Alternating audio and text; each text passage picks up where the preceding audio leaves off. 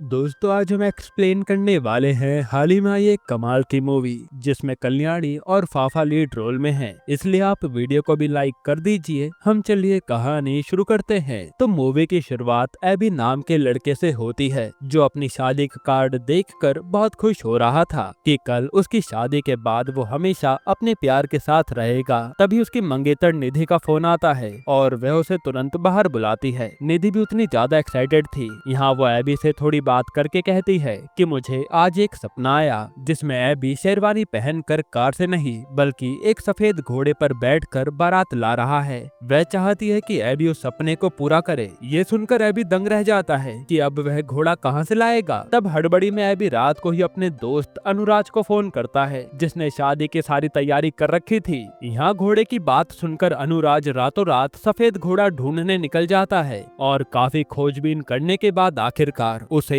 एक सफेद घोड़ा मिल जाता है। अब अगले दिन एबी और निधि की शादी का सीन दिखाते हैं जहाँ हर कोई एंजॉय कर रहा था। यहाँ एबी के साथ उसका बड़ा भाई शैल्बी भी होता है जो बहुत ही अजीब आदमी है और वह ऐसा इंसान है जो हर किसी से कर्जा लेता रहता है। यहाँ तक कि उसने अपने पापा मैथ्यू और एबी से भी कर्जा ले रखा है। फिर हम देखते हैं कि एबी के पापा मैथ्यू अपनी पत्नी को हमेशा याद करते रहते हैं और वो अपने दोनों बेटों से परेशान हैं। यहाँ तक कि उन्होंने तो शादी के दिन ही ये फैसला कर लिया है कि वह इस दुनिया से विदा लेकर अपनी पत्नी के पास चले जाएंगे। इसलिए वो आत्महत्या करने जा रहे होते हैं। तभी बारात का समय हो जाता है और एबी घोड़ी पर सवार होकर निकल पड़ता है, मगर कैमरे की फ्लैशलाइट से घोड़ा अचानक उछल जाता है और एबी जमीन पर बुरी तरह गिरता है जिससे उसके सर पर भारी चोट आती है। तब सैबी तुरंत मैथ्यू को फोन करके बुला लेता है और बेचारा मैथ्यू आज चैन से मर भी नहीं पाता। फिर डॉक्टर बताते हैं कि चोट इतनी गंभीर है कि एबी कोमा में चला गया है। हालांकि उन्होंने खुश होते हुए ये भी बताया कि एबी कभी भी कोमा से बाहर आ जाएगा,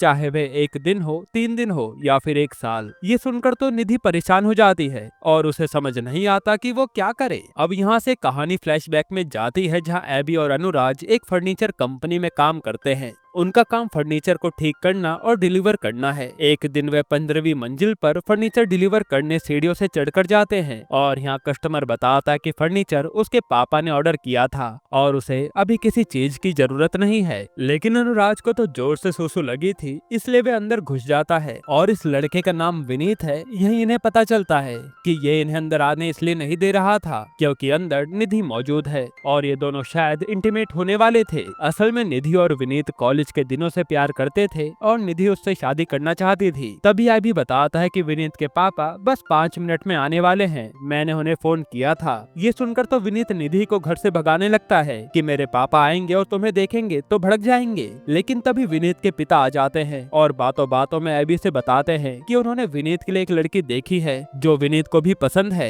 और मैं उसी से विनीत की शादी करवा दूंगा। ये सुनकर तो निधि का दिल टूट जाता है क्योंकि विनीत तो कह रहा था कि वो उससे शादी करेगा। यहाँ पूछने पर अनुराज कहता है कि वह लड़की तो हमारे साथ फर्नीचर फिक्स करने आई थी। जिसके बाद नीचे आते ही निधि चुपचाप बैठ जाती है और निधि को ऐसी हालत में देखकर अनुराज अभी से कहता है कि जाओ बेचारी लड़की को मोटिवेट करो, कहीं वो खुद को खत्म ना कर ले। तब एबी भी ऐसा ही करता है और वहाँ जाकर कुछ भी बातें करने लग जाता है। साथ ही वो अपनी कंपनी के प्रमोशन भी करता है कि हमारे यहाँ से तुम फर्नीचर खरीदना, तुम्हें अच्छा लगेगा। इस पर निधि कुछ भी नहीं कहती। फिर हम देखते हैं कि अगले दिन एबी और अनुराज के बॉस उन्हें डांटते हैं कि जिस जगह वे फर्नीचर डिलीवर करने गए थे वहाँ विनीत की कार का शीशा किसी लड़की ने तोड़ा है और विनीत के पिता ने शिकायत की है कि वह लड़की उन्हीं के साथ थी। वह चाहते हैं कि अब वह लड़की माफी मांगे, नहीं तो वह उन पर केस कर देंगे। ये सुनकर एबी और तुरंत निधि को लेकर विनीत के पास जाते हैं। तब अपने पिता को दूर देखकर विनीत निधि से कहता है कि जो हुआ हमारे बीच उसे भूल जाओ, अब हम आगे बढ़ते हैं। ये सुनकर तो निधि विनीत को जोरदार चाटा लगा देती है। तब थप्पड़ की आवाज सुनकर विनीत के पिता आते हैं तो एबी झूठ कहता है कि विनीत ने निधि को थप्पड़ मारा है। ये सुनकर विनीत के पिता को बहुत बुरा लगता है कि उसने एक लड़की पर हाथ उठाया, इसलिए वह निधि से कहते हैं कि तुम भी विनीत को थप्पड़ मारो क्योंकि मुझे लड़ाई झगड़ा पसंद नहीं है। इस तरह निधि को एक और थप्पड़ मारने का मौका मिलता है और वह विनीत को जबरदस्त चाटा मारती है। अब मामला शांत होने पर एबी और अनुराज जाने लगते हैं पर उनका हथौड़ा निधि के पास रह गया था। तब निधि वह लौटाने आती है और एबी को भी एक जोरदार जोरदार चाटा मारती है। आगे वह कहती है कि जब मेरा दिल टूटा तो तुम कैसे आदमी हो कि मुझे मनाने की जगह मुझे अपनी कंपनी के फर्नीचर बेच रहे थे। ये सुनकर एबी को बहुत बुरा लगता है। फिर घर आकर एबी ये सब अपने पापा मैथ्यू को बताता है। मैथ्यू पूछते हैं कि तुम्हें कैसा लगा जब उसने तुम्हें चाटा मारा। तो एबी कहता है कि कोई दर्द तो नहीं हुआ बल्कि अच्छा लगा। इस पर मैथ्यू कहता है कि यानी तुम्हें प्यार हो गया है।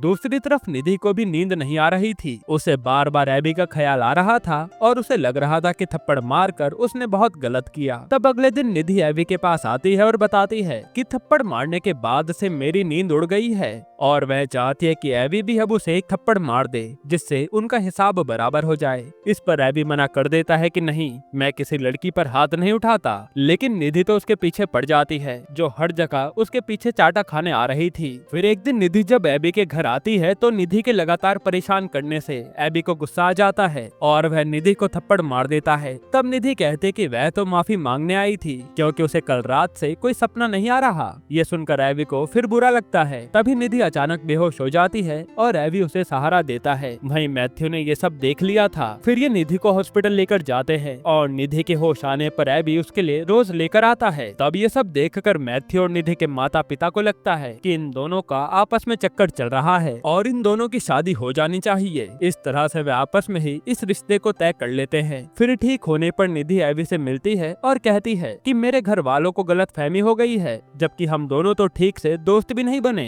निधि आगे कहते हैं कि भले ही हमारी अच्छी बॉन्डिंग है पर इसका मतलब ये नहीं कि हमें शादी कर लेनी चाहिए। वह चाहती है कि एबी और उसके पिता कल घर पर आए और कॉफी पर वे सारी बात को क्लियर कर दे कि उन दोनों की कोई शादी नहीं हो रही। तब एबी भी मान जाता है। फिर अगले दिन एबी और मैथ्यू निधि के घर आते हैं। फिर जब उसके पापा पूछते हैं कि बताओ क्या बात है, तो इससे पहले कि एबी कुछ बोल पाता निधि कहती है कि मुझे लड़का पसंद है और वह शादी के लिए तैयार है। यहाँ हैरानी से एबी उसे कोने में ले जाकर पूछता है कि ये सब क्या है। निधि कहती है कि मुझे तुम पसंद हो और मैं जानती हूँ कि तुम मेरा हमेशा ख्याल रखोगे। वह ये भी कहते हैं कि अगर तुम्हें शादी नहीं करनी तो अभी बता दो, मुझे कोई प्रॉब्लम नहीं है। मगर एबी तो कहीं न कहीं निधि को पसंद करता था, इसलिए वो भी हाँ कर देता है। फिर दोनों एक दूसरे के साथ काफी समय बिताते हैं और अब वह दिन भी आ गया था जब इनकी शादी होने वाली थी। लेकिन उसी दिन वो घटना हो गई और एबी कोमा में आ गया। अब कहानी प्रेजेंट में आती है जहाँ एबी कोमा में है पर निधि उसका बहुत अच्छे से ख्याल रख रही है। हालांकि कुछ ही दिनों में निधि को भी लगने लगा था कि एबी कभी भी होश में नहीं आएगा और उसके पापा भी यही कह रहे थे, इसलिए निधि अपनी जिंदगी में आगे बढ़ना चाहती थी। और ये बात वो मैथ्यू को भी बता देती है कि वह अब एबी के साथ नहीं रह सकती,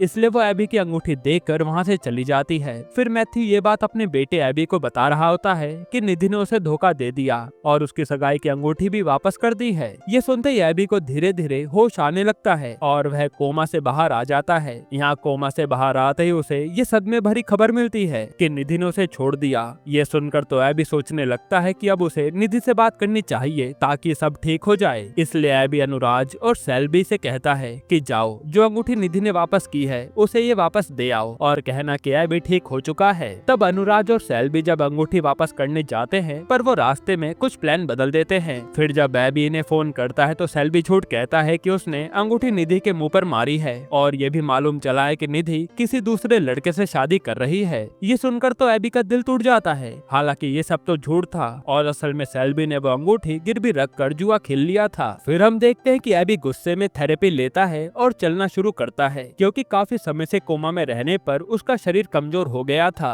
इसी तरह धीरे धीरे वह पूरी तरह ठीक हो जाता है। फिर जब सच में निधि की सगाई हो रही होती है तो एबी अनुराज और सेल्बी को लेकर पार्टी में पहुंच जाता है। यहाँ एबी को देखकर निधि बेहोश हो जाती है। फिर होश आने पर दोनों बाहर जाकर बातें करते हैं। बातों ही बातों में पता चलता है कि निधि ने बहुत इंतजार किया था और रही बात अंगूठी की तो वो तो उस तक पहुंची ही नहीं। ये सुनकर एबी का दिमाग खराब हो जाता है क्योंकि सेल्बी ने उसे बहुत बड़ा झूठ बोला था। यहाँ निधि अभी भी एबी को चाहती थी पर वह कहती है कि अब उनका कुछ नहीं हो सकता और उन्हें आगे बढ़ना चाहिए। ये सुनकर एबी उदास हो जाता है और वो तुरंत सेल्बी के पास पहुंचकर उसे जोरदार चाटा मारता है और सेल्बी कुछ कह भी नहीं पाता क्योंकि गलती उसी की थी। फिर एबी का मन कहीं नहीं लगता, न नौकरी में न परिवार में, और वह कुछ समय ऐसे चुपचाप बिताता रहता है। फिर एक दिन एबी अपनी भतीजी को स्कूल छोड़ने जा रहा था तो भतीजी उसे एक लॉलीपॉप देती है। वो कहती है कि ये जादुई लॉलीपॉप है जिसे खाने से उसकी जिंदगी बदल जाएगी। वहीं आज क्रिसमस की रात भी होती है तो एबी सेल्बी से कहता है कि कुछ ही समय में ऊपर आ जाना,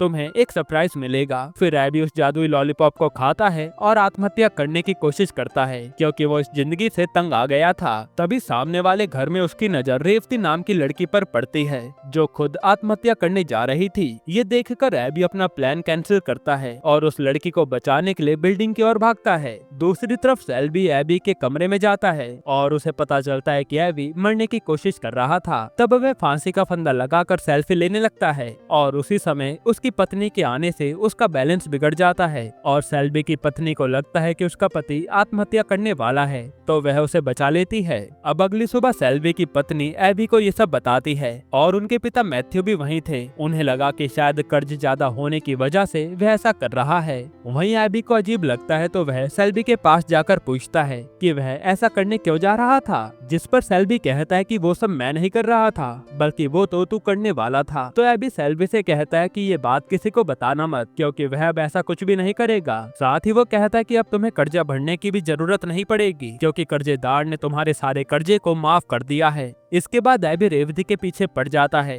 क्योंकि वह उसे अजीब, दुखी और दिल टूटी हुई लग रही थी। फिर वह जब मौका मिलने पर उससे बात करता है तो रेवती काफी रिलैक्स लग रही थी, पर एबी के मन की आवाज कहती है कि कुछ भी ठीक नहीं है। फिर वह मैथ्यू को फोन करके बताता है तो मैथ्यू उसे सलाह देते हैं कि वह उसके आसपास रहे ताकि उसे जानने का मौका मिले कि वो करना क्या चाहती है। अब एक दिन जब रेवती बिल्डिंग के पास खड़ी थी तो एबी उसके पास जाता है और उससे बात करता है। रेवती भी उससे बात करती है और उसे सब कुछ बताने लगती है कि वह आत्महत्या जैसा कुछ भी नहीं कर रही थी बल्कि उसके अतीत में कुछ ऐसा हुआ है कि वो खुद को माफ नहीं कर पा रही। ये कहकर वह एबी के गले लग जाती है और अपनी कहानी सुनाती है। असल में वह एक टीचर है और वह जिस अपार्टमेंट में रहती थी वहीं उसका एक पड़ोसी था जिसका नाम था इटी। इटी एक बेहतरीन शेफ था। जब भी रेवती को भूख लगती वह इटी के पास चली जाती थी और वह उसे काफी अच्छा खाना खिलाता था और इन दोनों की खूब बातें भी होती थी। वहीं रेवती का एक बॉयफ्रेंड भी था और जल्द ही ये दोनों शादी करने वाले थे, पर रेवती जानती थी कि विक्रम थोड़ा अजीब लड़का है जो हमेशा उसे पतली होने के लिए कहता रहता है। खैर फिर अगली सुबह रेवती इटी को डांटती है कि उसने उसे कल रात खाना क्यों खिलाया। अगर वह ऐसा करता रहेगा तो उसका वजन कभी कम नहीं होगा, जो बात इटी को बुरी लग जाती है। फिर सीन प्रेजेंट में आता है और रेवती के माता पिता एवी के पास आते हैं और वो आकर उसे विक्रम से रेवती की शादी का कार्ड देते हैं, जबकि रेवती ने बताया था कि वो विक्रम से शादी करना नहीं चाहती थी। फिर यहाँ से सीन दोबारा फ्लैशबैक में जाता है जहाँ एक रात रेवती फिर से इटी के घर खाना खाने आती है तो इटी कहता है कि तुम जैसी हो बिल्कुल ठीक हो, तुम मोटी नहीं हो बल्कि सुंदर हो, बस इंसान के देखने का नजरिया होना चाहिए। तब रेवती को ये बातें बहुत अच्छी लगती है, जिसके बाद वह हमेशा इटी के साथ रहने लगी थी और दोनों को कहीं न कहीं एक दूसरे से प्यार हो गया था। लेकिन एक दिन इटी अचानक गायब हो गया और कुछ दिनों बाद रेवती को पता चला कि इटी मर चुका है। ये सुनकर तो रेवती पूरी तरह टूट गई थी। अब ये सब रेवती से जानने के बाद एबी उसे समझाता है कि उसे विक्रम से शादी नहीं करनी चाहिए और उसे अपने पिता को बताना होगा। रेवती कहती है कि उसमें पिता से बोलने की हिम्मत नहीं है क्योंकि उसके पिता बहुत ही गुस्सैल हैं, पर फिर भी वह हिम्मत करके अपने पिता को अगले दिन सब कुछ बता देती है, जो सुनकर तो उसके पिता आग बबूला हो जाते हैं क्योंकि उन्हें विक्रम बिल्कुल सही लड़का लगता था। फिर अभी ये बात मैथ्यू को बताता है। मैथ्यू कहते हैं कि अगर विक्रम खुद मना कर दे कि वह रेवती से शादी नहीं करना चाहता तो कैसा होगा, बस मुझे थोड़ा समय चाहिए, और ये कहकर वो फोन काट देते हैं। यहाँ एबी को समझ नहीं आता कि उसके पिता क्या करने वाले हैं। फिर 2 दिन बाद एबी रेवती से मिलता है तो रेवती बताते हैं कि किसी ने विक्रम पर जानलेवा हमला किया है क्योंकि उसके पीछे कोई सीरियल किलर पड़ चुका है और वह इस समय आईसीयू में है। एबी समझ जाता है कि ये सब उसके पिता का काम होगा। फिर हम देखते हैं कि विक्रम डर के मारे बताता है कि एक सीरियल किलर उसके पास मॉल में मिला था और हम समझ पाते हैं कि ये कोई और नहीं बल्कि मैथ्यू ही था जिसने विक्रम को शादी में घोड़े पर बैठकर जाने का आइडिया दिया और इसी के जरिए विक्रम की टांग टूट गई। अब रेवती ये सब एबी को बता रही होती है तो एबी कहता है कि ये तो बहुत ही अच्छी बात है, है क्योंकि उसे विक्रम से शादी नहीं करनी थी। पर रेवती कहती है कि वह एबी के पिता मैथ्यू से मिलना चाहती है। फिर रेवती मैथ्यू से मिलती है तो मैथ्यू से समझाते हैं कि ये सब ठीक हो जाएगा। वह बताते हैं कि ये सारी बात तो उससे भी आगे की है और उन्हें ये सब ना चाहते हुए भी करना पड़ रहा है। उन्हें लगा कि एबी उसकी जान बचा रहा है, पर रेवती की जान बचाते बचाते एबी ने अपनी खुद की जान बचा ली क्योंकि निधि से दूर जाने के बाद वह खुद भी दुखी था और जब से वह रेवती को बचा रहा है तब से वह जीना सीख गया है। ये सब जानने के बाद रेवती एबी को बताती है कि कल विक्रम की पूरी फैमिली हमसे रेस्टोरेंट में मिलने आ रहे हैं और उसे मेरी फैमिली से जरूरी बात करनी है। फिर अगले दिन सभी वहाँ पहुँचते हैं और विक्रम कुछ कहना चाहता है पर हिम्मत नहीं जुटा पाता, इसलिए वह रेवती के पापा के पैरों में गिरकर बताता है कि वह रेवती से शादी करना नहीं चाहता क्योंकि जिस हॉस्पिटल में वह भर्ती था वहीं उसे एक डॉक्टर से प्यार हो गया है। तो रेवती भी कहते कि उसे भी विक्रम से शादी नहीं करनी और वह चुपचाप चली जाती है। यानी रेवती का रास्ता क्लियर हो गया। फिर रास्ते में रेवती मैथ्यू को एक कहानी सुनाती है। वह बताती है कि उन्हें लग रहा था कि उनका बेटा उसकी जान बचा रहा है जबकि वह एबी की जान बचा रही थी क्योंकि जिस दिन एबी ने आत्महत्या करने की कोशिश की तो ये सब उसने देख लिया था, इसलिए वह भी खुद की जान देने जैसा दिखावा करने लगी ताकि एबी उसे देख ले और उसे बचाने आए और ऐसा ही हुआ। आगे रेवती कहते कि ये मेरे बारे में सब कुछ जानता है लेकिन मुझे पता ही नहीं चला कि ये इंसान कभी कोमा में था और जब ये मुझे कुछ भी बताना नहीं चाहता तो मैं इससे बात ही क्यों करूं। ये कहकर ये दोनों अलग हो जाते हैं। अब एबी को बहुत बुरा लगता है तो वह तुरंत निधि को फोन करता है पर निधि के पिता फोन उठाते हैं। वह नहीं चाहते थे कि निधि एबी से बात करे इसलिए वह कोई बहाना बना देते हैं। फिर अगले दिन सुपरमार्केट में निधि की मुलाकात मैथ्यू से होती है। मैथ्यू को पता चलता है कि निधि की सगाई टूट चुकी है और वह उसके साथ इसलिए नहीं रहना चाहती क्योंकि निधि को अभी भी एबी से प्यार है। यहाँ मैथ्यू निधि से बताते हैं कि एबी अभी भी निधि से ही प्यार करता है। ये सुनते ही निधि तुरंत एबी के पास दौड़ी चली आती है और कहती है कि उससे बहुत बड़ी गलती हो गई, उसने हमेशा उसका इंतजार किया जबकि उसे सीधा एबी के पास आ जाना चाहिए था। ये सब सुनकर एबी थोड़ा परेशान हो जाता है और वह सपने की जिंदगी और असल की जिंदगी में किसे सच माने उसे समझ नहीं आ रहा था, इसलिए वो इस बारे में सोचने के लिए समय मांगता है और इस दौरान वो परेशान भी रहने लगा था। एक दिन तो वह अपने पिता पर ही चिल्ला देता है। इस पर मैथ्यू को भी बुरा लगता है और वह अब खुद आत्महत्या करने का फैसला कर लेते हैं। फिर जब वह खुद की जान लेने वाले थे तभी उनके दरवाजे पर मालिनी नाम की एक लेडी आती है जिसकी गाड़ी खराब हो गई थी और वह मैथ्यू से रस्सी मांगती है। तब मैथ्यू मालिनी की मदद करते हैं